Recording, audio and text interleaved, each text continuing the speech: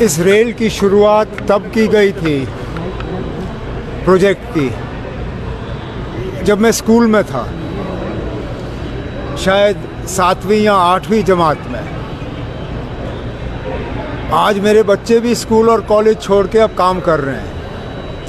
लेकिन चलिए, देर आए दुरुस्त आए, आखिरकार हम उस मरहले पे पहुंच गए हैं जबकि वज़ीर आज़म साहब आके यहाँ से उस रेल का उद्घाटन करेंगे और इससे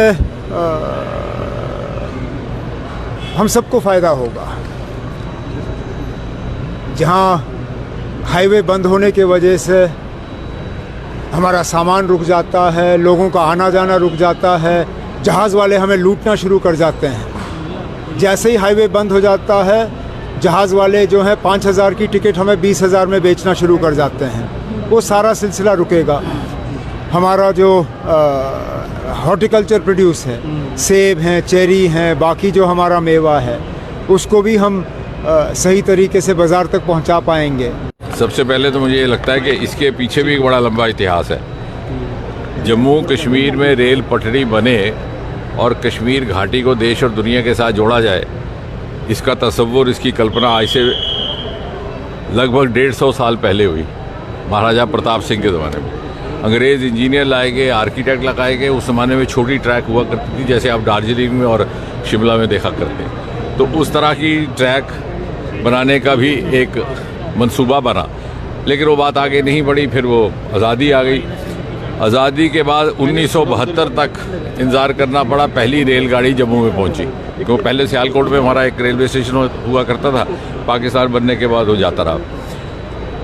और 72 से लेकर के अब तक 50 साल के बाद यहाँ, और ये भी सोचने वाली बात है कि सन 2014 में जब मोदी जी प्रधानमंत्री बने हैं तो इसका काम लगभग थम गया था।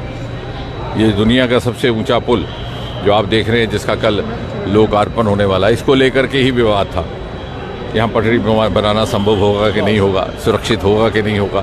बार बार रेल के मंत्री यहाँ लाए गए, नए सिरे से अलाइनमेंट बनाई गई, और फिर जब नक्शा बना तो एहसास हुआ कि साहब ये तो बहुत ऊंचा है। तो हमने कहा कितना ऊंचा है, क्योंकि मैं वहाँ का मेंबर पार्लियामेंट भी था। उन्होंने कहा साहब ये तो एफिल टावर से भी ऊंचा। तो हमने उसी वक्त निकाला और वाकई 35 मीटर उससे ऊंचा।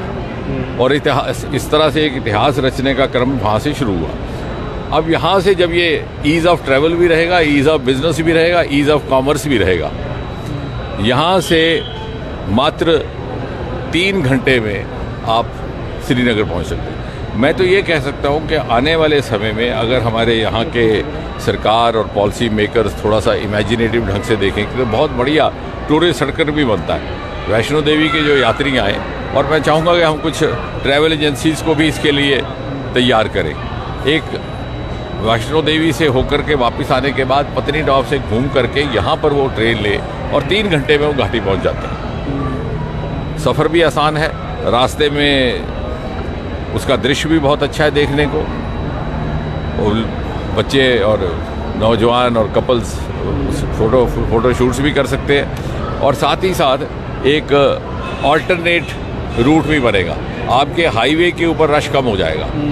अभी इसी ट्रैक में से अभी हमने एक्सपेरिमेंटल तौर पर एक चेरी की ट्रेन यहाँ से रवाना की है, उसकी बोगी, और दूसरी एक फ़ौज के ट्रुप्स को लेकर के। तो यहाँ फ़ौज की जो इतनी बड़ी कार्रवाई नेशनल हाईवे पे चला करती थी, उसके लिए सुरक्षा बंदोबस्त भी करने पड़ते थे, उसके लिए ट्रैफिक पर भी लोड पड़ता था, उससे भी राहत मिलेगी।